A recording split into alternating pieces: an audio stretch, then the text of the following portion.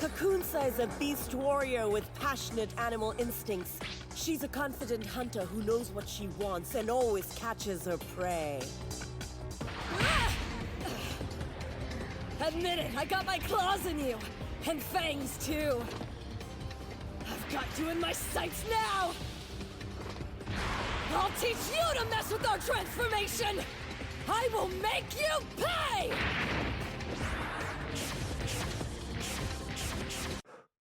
His eyes are open. 13. He's awake. Good. Hi there. Midoriya, can you hear me? 13? I'll update you. Most civilians have been evacuated to shelters. The ones left in the streets are anti-hero vigilantes or looters taking advantage of the chaos the jailbreakers caused. But they won't last for long. More and more of them have asked for our protection. Plus, since most of the rioters formed gangs, they're easy enough to deal with in one swoop. During evacuations, we had to split up our forces. We've done our best to improve the situation outside and in, though. At this point, all of the help you've been providing around the city can be taken care of by others. You can leave it to us now, okay? Have eyes on the Graf City before much longer. The road to Oysterst hasn't been an easy one. Guess I'll take a little break. Nice ears. You must be an elf. I've never met one of your kind before. You have the flat eyes of a killer. Rescuing you wasn't my goal here. I found the torn-up bodies of bandits in the woods nearby. They'd been killed by a mage, one with tremendous skill. Ah, I see. So you came to lecture me, then? No lecture. I'm just an adventurer. I won't criticize you for defending yourself, though the cost was high. I was simply saving what lives I could. You're a shrewd old man. How boring. Are you on the road to Oysterst? Yeah. I'm taking the first-class mage certification exam. Interesting. That was Frieren's plan, too. She should have some good stories to share the next time we meet. So, but besides all that, you having a great day so far? Yeah, I am. It's pretty chill today.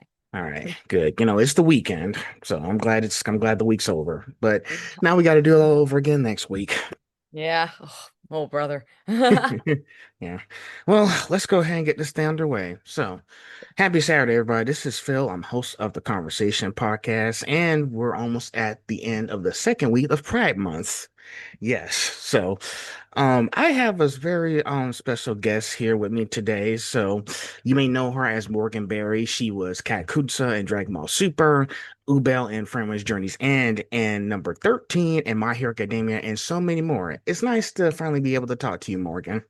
You too. Thanks for having me. And so, now before we get into it, let's start with a little bit of an icebreaker. So, what's one place that you really want to travel to, but you haven't gone yet? Ooh. Well, next week I'm actually traveling to South Korea. I'm really excited about that. And then I'm gonna go to Japan, Osaka this time, because last time I went to Japan, it was Tokyo. So I love international travel. Really great to get outside of the US. I've been to Amsterdam and I loved that. A place that I haven't been that I want to, well, I'd like to go to London. I'd like to check out some food there and uh, New Zealand, Switzerland, Ireland, all the Lins. There you go. Man, I'm trying. Man, why is everybody going to Japan before me? Yeah. I'm trying to go there for my birthday this September, if I can. Nice. I mean, it's beautiful, and the food, I love the food. It's incredible. Oh, another place I went to was Vancouver, Vancouver, Canada. I went there last year to meet up with some voiceover friends. Yeah, I highly recommend it. I know travel, international travel especially, is super expensive. Um, but honestly, I recommend if someone has the means, then they should do it because it's pretty eye-opening and it's a lot of fun. Well, shoot, we all got places to go to. Some of my friends already went to Japan, so I am falling behind. Sometimes I get jealous when I see one of my friends or some of the people I met, they go to different places, and I'm still stuck here. I mean, the flights, the costs have gone up, and I mean, a lot of Americans are traveling overseas for medical tourism. So rightfully so, we don't want to put ourselves in medical debt in the US, and so we travel overseas for health, health help. So that was the plan for me, and I might have to do that again just because health, you know. But we're hanging in there, America. Can't wait. Can't wait. Well, I hope you have a great time next month. I hope I get there next this year too, because I just want to go. Yeah, it's a lot of fun, I will say. But I'm hoping and praying and wishing that that happens for you soon. I appreciate it, Morgan. I like that. So, so since we got short time here, I'm gonna try to. I know I have 20 questions, and you finally pulled them up. So, to make this go even faster, I'm gonna put these two into like 2 to 3 parts. Okay, Cool. if that works. If you can handle 3 part questions, okay. Yeah. So let's go with the origin story. So this one's gonna be. Let's make this into a 3-part question, okay?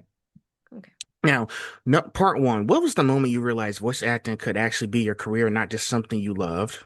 Part two, were you drawn to music, performance, or storytelling, or did all that kind of blend together early on? And part three, if you could go back and talk to yourself on day one, what would you say?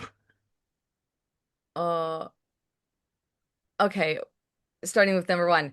Um, some the moment I realized voice acting could be a career. Um, it's kind of hard to pinpoint that moment, if I'm being honest. I've always loved acting. I did a lot of on stage and a little bit of on camera. Um, and I have always been a fan of anime, but I think maybe that awakening happened freshman year of high school. Um, I started watching Full Metal Alchemist Brotherhood on Toonami, and I think that might have been the moment that I it hit me like, oh, those are people. That might have been it. For some reason, that part of my memory is fuzzy, but That's fine. That's fine. I like Toonami too. I grew up with it yeah, as well.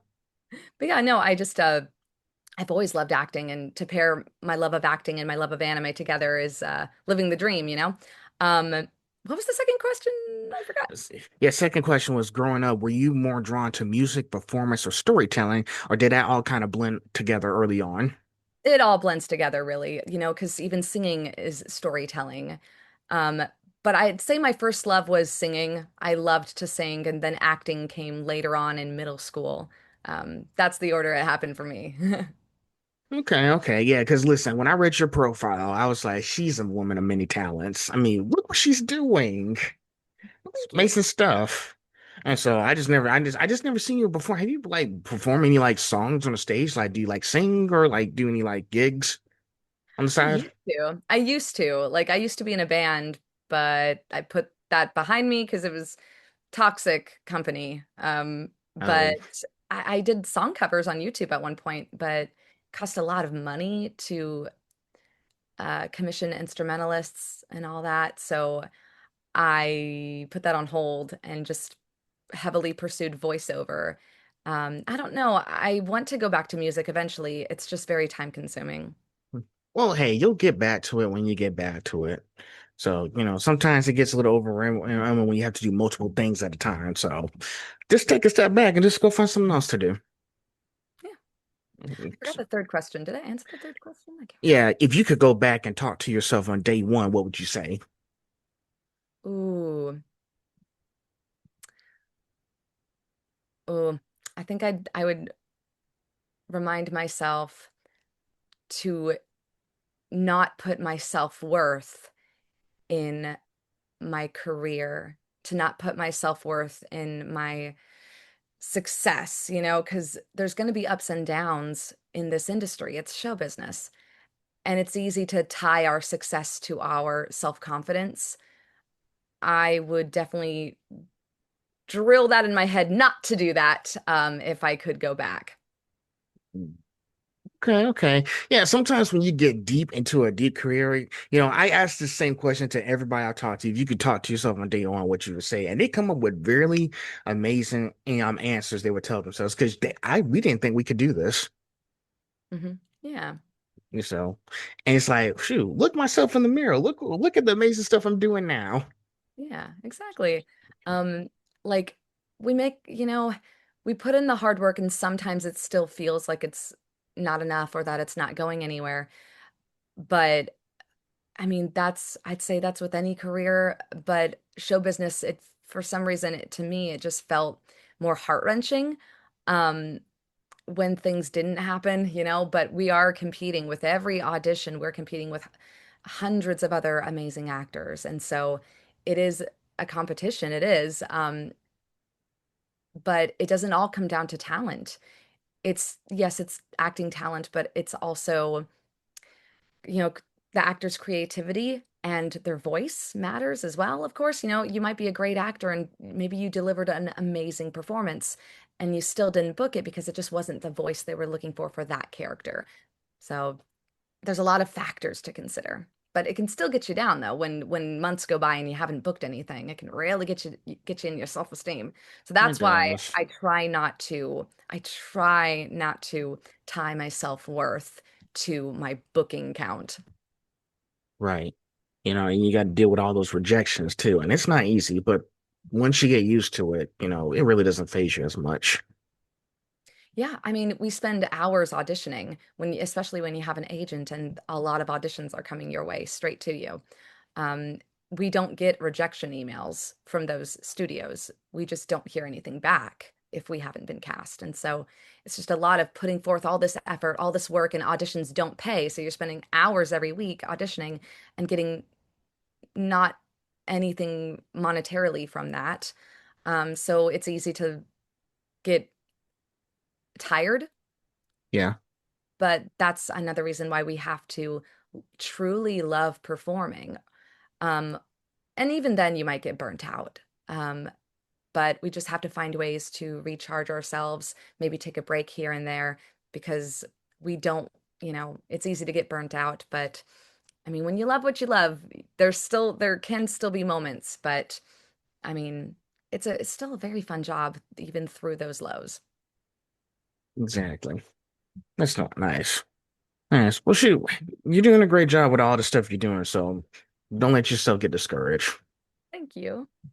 So, all right. Well, let's go into the next session, craft and range. Okay. Now, here's another two-part question.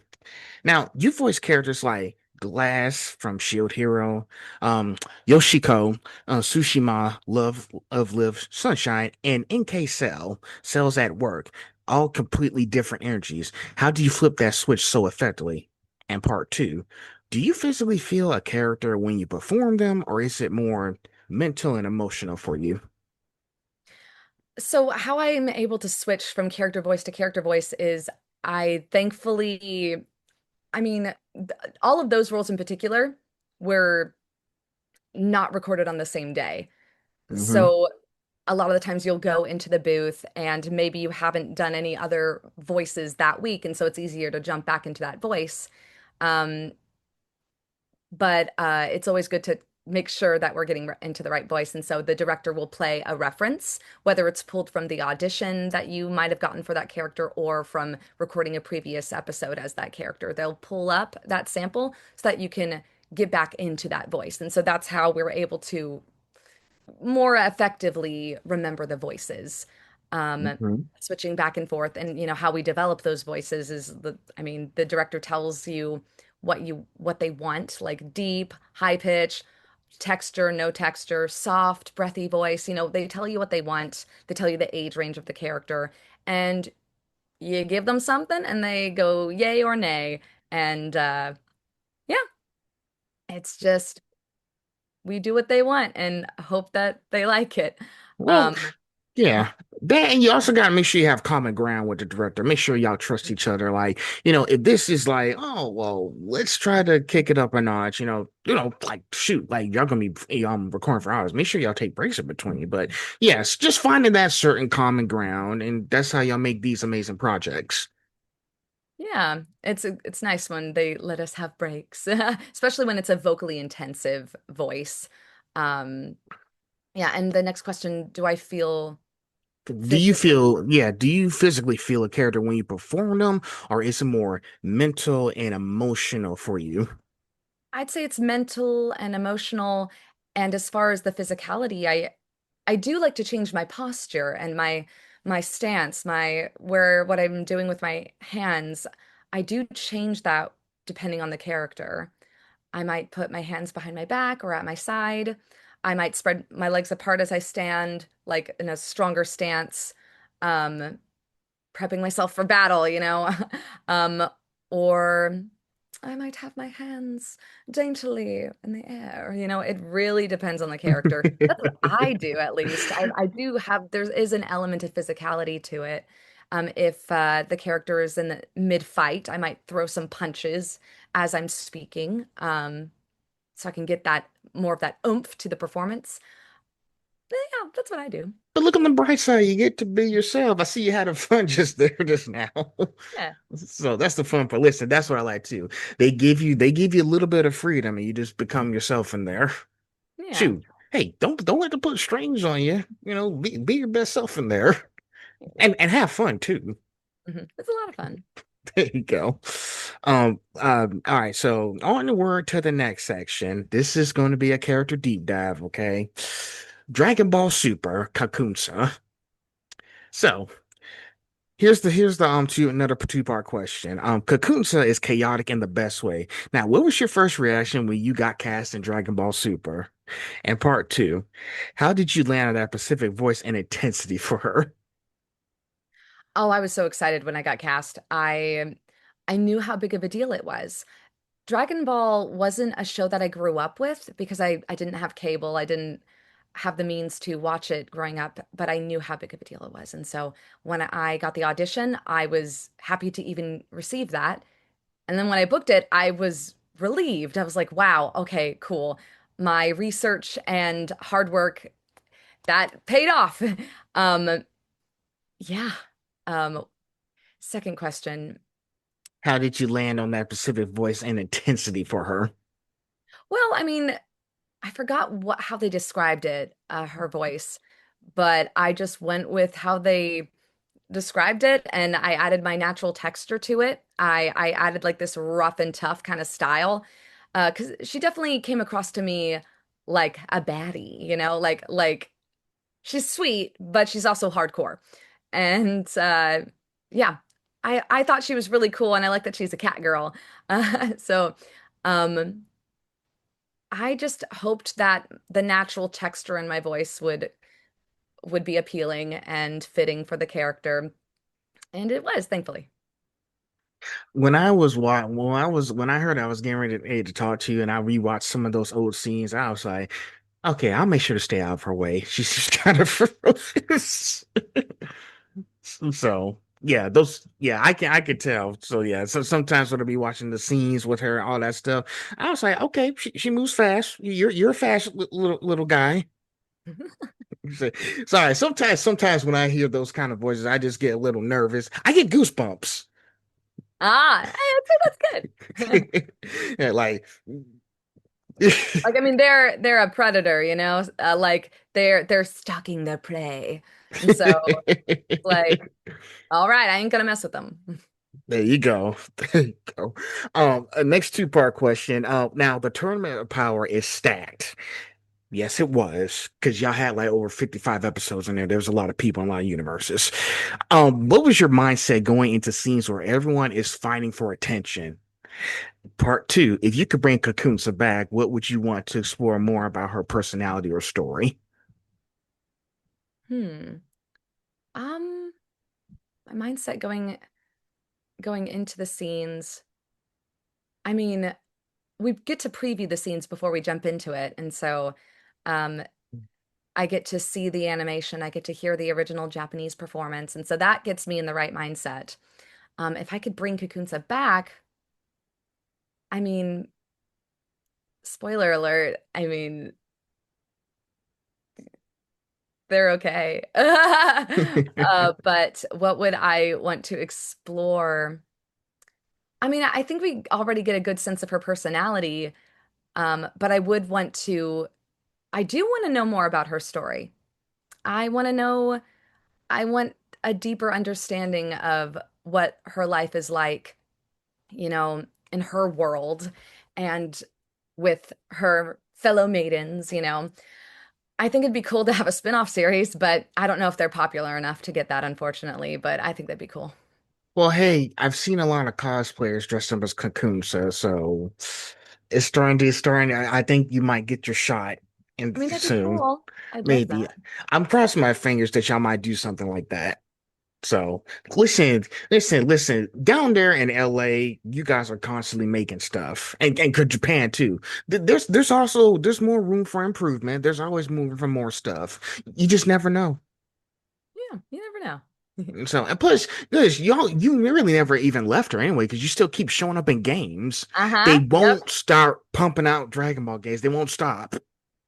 And I'm glad. I'm glad for that. Listen, I'll tell you a little funny story. When they did the 10th anniversary for Dokkan Battle, I spent over $700 Dang. trying to do. I was like, I'm done with those damn gotcha games. I'm done with it. Huh?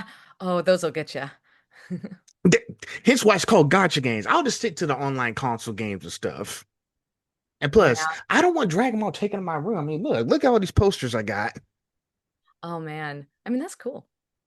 There you go. I don't know if you got any posters, but you I know, have a few. There's one I still need to hang up, that my friend Skylar got me.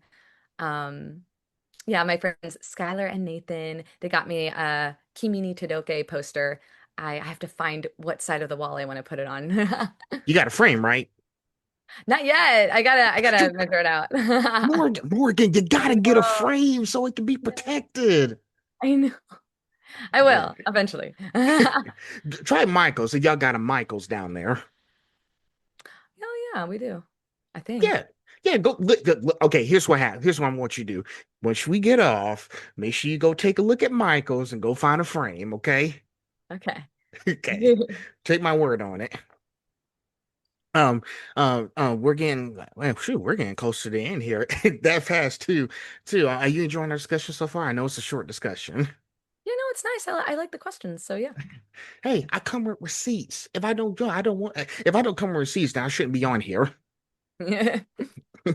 So, next one is character spotlights. This is where you shine. So, let's see. Now, how am I going to do this? Let's tell you what. Let's do this. Let's do the first two characters. Okay, we'll skip NK Cell. Is that okay? Yeah. Okay. So, Glass, the Rising of Shield hero, has a very calm but powerful presence. How did you approach balancing that quiet intensity? Ooh. I wish I could explain my approach in a way that sounded eloquent, but I feel the way I approach a character for a performance is pretty basic. I read the audition side, or I listen to what the director tells me they want, and I might pitch it down a bit. And then as far as my posture, I might raise my chin a bit, might lower the shoulders. And I've changed the placement of the voice in where it sits further back instead of forward. Um, yeah, and I just kind of hold it for the session, and then when I'm done, I'm like, okay, I can relax now. Yeah. Well, there you go. It works. Again, I was like, I'm telling you, the way you do that makes me laugh. Like she's just doing her thing. Yeah, she is so confident and powerful, no questions asked. Like the atmosphere shakes the room, you know? And she knows it. There you go. I like it. Shoot, man, now I gotta go check it out now since I'm talking to you. I'm sorry. I gotta go check it out. So, next one, Yoshiko Tsushima is such a fan favorite because of her over the top personality. Now, how much fun did you have leaning into that chaos? Oh gosh, she is a chaos gremlin, and I loved voicing for her. I feel I relate to her character in many ways, and it was fun to be able to shift from her usual everyday self, and then she goes into her dark persona, the fallen, you know, like just hello, my fallen demons, you know, like she's got this whole. Have you seen the show? I've seen some of it, and I like the way she just. She's got her I just poses can't. and her outfits and her phrases, and her live streams, and she's such a fun character. I I loved that I had the chance to shift back and forth from Yoshiko to Yohane, and I could flip the switch on the voice, and I love what she represents. Be your shining self. Be the person that you want to be. You know, people might give you a funny look, but does that matter? You know, do Mhm. what works for you. Have fun. You're not hurting anyone, you know. Um, like if you want to dress up, you know. So I really love that she was able to embrace herself by the end of, that character arc, the character growth by the end of it. It was a great series. So I need to get back to that. Sorry, I sometimes I pivot be watching other shows. I'm getting ready to watch My Adventures with Superman season 3. It starts tonight at 12 o'clock in the morning. I don't think you've heard that show before. I have, it's yeah, kind of like anime and DC I've Comics seen it. together. hmm Okay, good. I'm very behind. I think I really only watched the first season. I'm very behind. Oh boy, I bet But I you liked better. it. I liked what I saw.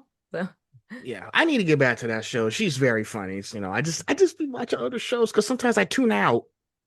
Oh, so I gotta work on myself more again. I'm sorry. it's okay.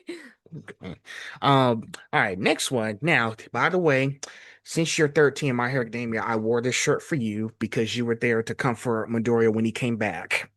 It's Deku. It's one of the new shirts they did a collaboration 2 weeks ago. So I wore this for you today. Oh, thank you. That's awesome. So now you've been a part of future worlds like My Hero Academia, One Piece, and Sword Online. Now, what's it like stepping into those franchises that already have massive fan bases? It's overwhelming. Sometimes it can be a little scary when stepping into a role that where your performance is going to have a lot of eyes on it. A lot of ears are watching. Um, there can be a lot of judgment, Mm-hmm. um, and you're going to see a lot of it online, especially when you do anime dubs. And so I knew getting into this that, I just have to do my best and have fun with it. And I can anticipate sometimes the reactions, how big the crowd is going to be, especially when I go to a convention and I step out onto a stage for a My Hero Academia panel. The room is full. The room is filled to the brim, and it can be overwhelming having that constant reminder of how big the fandom is. But I'm a part of the fandom too. I'm a fellow fan of these shows. And so I relate to them, but also I know the position I hold, and I want to do these characters justice, and I want to do the show justice. So it can be a scary thing sometimes, stepping into a role that is in such a big franchise. But I'm honored to be a part of it. I'm grateful. I love what I do, and I'm a fellow fan of the shows. So I push through the fear and I accept the work and do what I can to give my best performance. And listen, Morgan, and like I said this before, even though you're part of a big franchise, you're still part of something huge. And even smaller characters have big roles to play. And when I watched, like I said, when I watched that scene in season 6, when you told 13, when 13 told Omidoria that we got this handle, you can relax, okay? That meant something to me. I was like, you don't have to handle everything by yourself. And that's why I wore the shirt today. Because I really like guess what? That's like one of my favorite episodes out of season 6, episode 23, Deku versus Class 1A. So that was like one of my favorite episodes. So like I said, stepping into all those characters in front of big franchises, you still have big parts to play. What really upsets me that everybody focuses on the main character, that they're not really paying attention to all the other characters who are in the show. Yeah. I So mean, yeah, listen, mains usually get the most attention, and that makes sense. But yeah, there's some good side characters, there's some good minor characters. Um, gosh, like, and sometimes the performance can make all the difference. Like, Kimi ni Todoke, I know everybody in the show, like the characters don't really typically like Joe. They're annoyed with this character named Joe. So funny. I I loved how silly that character was, and they're a small role, I guess, but like to me, I loved them. They're hilarious. Sometimes those short little minor characters make all the difference. hmm Sometimes those end up being someone's favorite, you know? They make us laugh the most, maybe, you know? Or maybe they may not have much screen time, but there's a lot of significance to their story and how it affects the main characters, maybe, you know? Um, we've all got our favorites, and they don't have to all be the mains. exactly. Listen, whoever's listening to this, y'all, make sure y'all pay attention to all the supporting characters too, not just the main ones. Please don't do that. So, um, so next one, this is going to be an important time because it's Pride Month. So, identity and representation. Okay. Yeah. Now, as a nine, as a excuse me, as a non-binary voice actor, how has your identity influenced the kinds of characters you connect with or bring to life? Ooh. Um, I'm very gender fluid, and you know, sometimes I portray characters that have a more masculine energy, but they are a femme character. Sometimes I voice for characters that have a more feminine energy, you know, the gender stereotypes, right? I like that I get to play both, and I do feel that being non-binary sometimes does help me portray that. Hmm Um, sometimes a director might be looking for a non-binary actor because they have a non-binary character, and so they will look into what actors do we have that are non-binary that identify with that, and I'm able to fit that. And other actors are too. There's a lot of non-binary voice actors in our industry. Um, but yeah, that's I definitely have fun being able to portray um different I guess yeah, I don't know how else to put it, I guess. It's just going back and forth between a masculine or feminine energy is a lot of fun for me because depending on the day, you know, I might feel more one than the other. And I suppose it's kind of healing in a way. I don't know. Um being able being allowed to do that, you know? Yeah, of course. Listen. You want to be allowed to show yourself. Listen, you're not just expressing yourself in real life as part of like like stuff like Pride Month and LGBTQ. You're also expressing yourself in these characters that you're doing. And listen, there's a lot of you guys LGBTQ voice actors out there, and I like that you guys are able to do that kind of stuff. Because I know we're getting to the point where it's like we having different cultures and backgrounds and understand exactly. Shoot, you got people like Sean Gann and Caitlin Glass who are trying to bring more into that. I've seen some of their work in their videos where they're trying to like talk. Caitlin Glass just had a panel talking about diversity in the voice acting field. Mhm. Yeah. Was what convention was it at? Last time I checked, I think what's that one that was it MetroCon or something? Yeah, I, Oh, I yeah. I know which one I'm talking about. I just don't remember what the name it was. It was white and blue logo or something. Yeah, yeah. Cool. Yeah, yeah. So yeah, she had a panel talking about that, and I think that's great that you are able to express yourself in the characters, not just because sometimes the real world is bleeding into fictional stuff too, and that's really an important factor as well. Hmm. So, um, next, now, when fans from the LGBTQ plus community reach out to you, what kind of impact does that have on you personally? It's a beautiful thing to have a community who supports you and with people you can relate to and share in your stories. We all need a support system, someone who accepts you for who you are, doesn't judge you for it, but also people in that community who will hold you accountable at the same time, you know. You definitely don't want to be in a community that ignores your faults, you know, or ignores your mistakes. Um, but I feel like the LGBTQ plus community is a great group of people, you know. It's a Hmm. great community.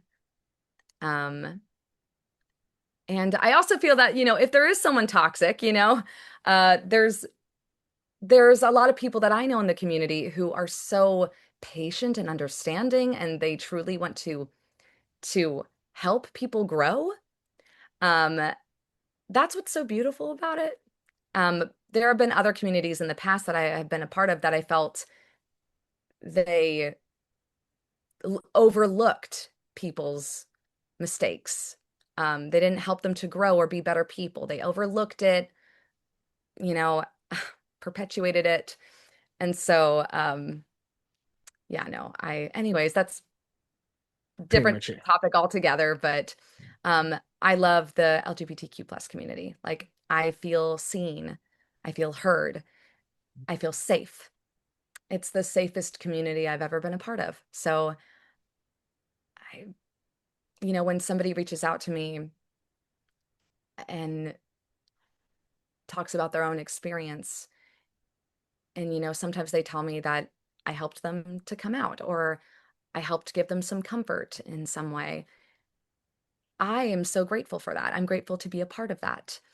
I'm grateful to help in any way that I can. And, you know, yeah, I want to be a safe place for people. Uh, and I too need a safe place, you know, we all need that community that's safe to go to and to grow in.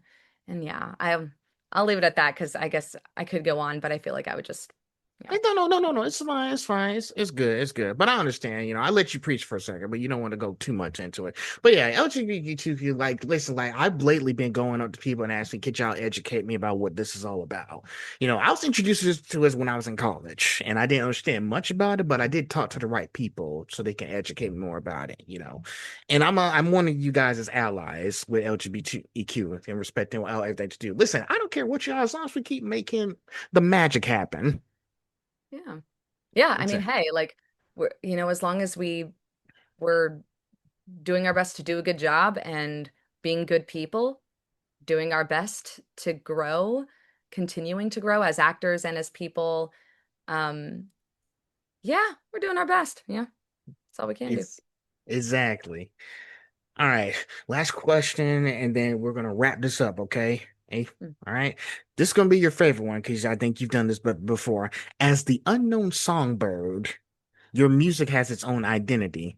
How does that side of you influence your voice acting of it all? In all honesty, I don't think it does. I view it as kind of a separate thing. Sometimes it can blend together. Sometimes I sing in anime, and in that case, I have to sing in character. So the voice changes for that, but there's a story to each song. There's a message, and I find it fun and deeply cathartic to just sing out those emotions, to tell that story with each song with each song cover because like I sing song covers from shows that I love, shows that I know very well. And so my favorite would be Unravel from Tokyo Ghoul. There you Um, go. yeah, and oh, that was my favorite. That was, There yeah, you go. yeah, but I wouldn't say that it really influences my voice acting though, unless I have to like sing in the show. Well, shoot, if they ever let you sing back in anime, let me know so I can listen to the opening song, okay? Okay. Please. So, and then lastly, do you have any advice as any for like LGBTQ people or any other people trying to get in the voice actor or any other career? Ooh, well, I feel like my advice would be the same for everyone. Um, just do your best. Keep going. It's gonna be a rough ride sometimes. I mean, some people get real lucky, right time, right place, but at the same time, it's more than luck that gets you in. It's more than that, although sometimes it does have a part to play. So, um, keep going. Don't give up. If this is truly what you want, you might have to pick up a few side jobs along the way. You might have to keep your day job. That happens too. But it's, I would still say it's worth it to pursue the dream. It's a fun job, it's a great community. Um, but I also know that it can cost a lot of money. So, Yeah, sometimes we need to take breaks, uh, financial breaks. Because man, those classes add up. Like, that's a lot of money, I don't the blame you. equipment, like recording equipment, demo reels. It's a lot of money. And in this economy, it's incredibly difficult to pursue a dream that where it helps to have money. So I completely understand if someone has to put it on hold, I get it. But I would say, hey, if you do have the means, keep going for it, but also know when you need to take breaks and take those breaks because your health needs to come first. Your health needs to come Mhm. first. What's the So, old saying, Morgan? Take care of yourself before you take care of others. yeah, exactly, because you can't you can't pour water out of an empty pitcher, you know? You are the pitcher. You have to be in good standing in order to fill other cups of, you know what I mean? Like we can't give what we don't have. So, I mean, it's gonna be easier for you to help others if you yourself are helped. And you gotta help yourself sometimes. Uh, don't ignore your health issues. Don't ignore them. Um, get checked out by a doctor, and if they're not giving you answers, go to another one, get a second opinion, a third opinion. Health is a big part of what we do. We have to have good vocal health, good overall health because that's going to affect your voice. um yeah, anyways, yeah, I feel like I'm going off topic, but it does matter, so. No, no, no, no, no, no. No, it's fine. Morgan, please preach your heart out. It's okay.